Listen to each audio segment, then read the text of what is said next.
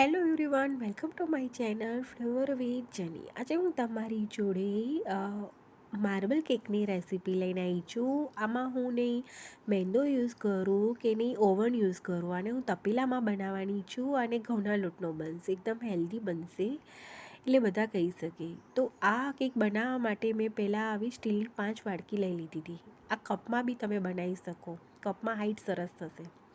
પછી ઓઇલથી ગ્રીસ કરી લીધી અને તપેલાને બી મેં ગરમ કરવા મૂકી દીધું હતું સાઈડમાં. હવે એક બાઉલમાં 3/4 કપ મોડું રૂમ ટેમ્પરેચરવાળું દહીં લેવાનું છે અને half teaspoon baking soda add કરી તેને મિક્સ કરી લેવાનું છે અને 1 મિનિટ માટે રહેવા દેવાનું છે, એટલે દહીં ફૂલી જશે.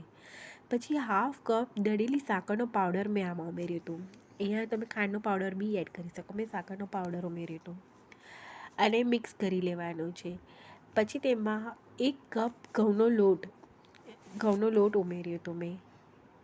તમે ચાહો તો મેંદો બી યુઝ કરાય. મેં ઘઉંનો લોટ ચાળેલો છે મારે આ લોટ.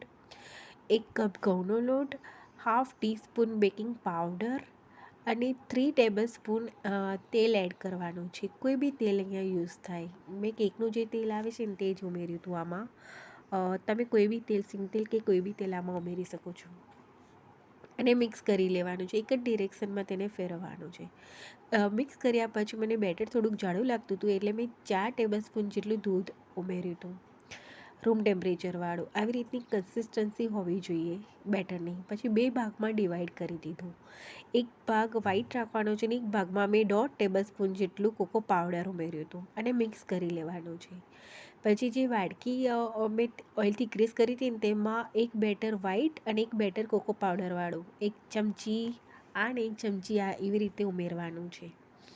અને એવી રીતે બધી વાડકીઓમાં મેં બેટર ભરી લીધું હતું અને વાડકીઓને પછી ટેપ કરી લેવાની છે અને પછી ટૂથપીકથી આવી રીતની ડિઝાઇન બનાવી લેવાની, એટલે માર્બલ કેક દેખાવમાં મસ્ત લાગે.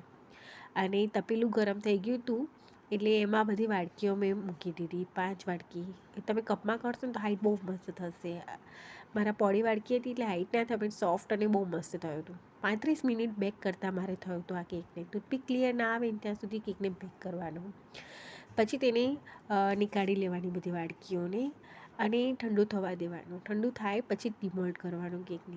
ઓઇલથી ગ્રીસ કરેલી છે ને વાડકીઓ, એટલે કેક ઇઝીલી ડિમોલ્ડ થઈ જશે. એકવારમાં જ ડિમોલ્ડ થઈ ગઈ હતી બધો કેક. જો એકદમ સોફ્ટ લાગે છે ને, એકદમ સોફ્ટ અને ટેસ્ટી લાગતો હતો. ઘઉંનો કેક છે પણ બહુ ફાઇન અને હેલ્ધી થાય છે. ટેસ્ટમાં બહુ ફાઇન લાગે છે ને એકદમ મસ્ત. તો કેવી લાગી આ રેસીપી, કેવો લાગ્યો આ વિડીયો? ગમે તો લાઈક સબસ્ક્રાઈબ કરવાનું ના ભૂલતા. Thank you for watching. મળે નેક્સ્ટ વિડીયોમાં.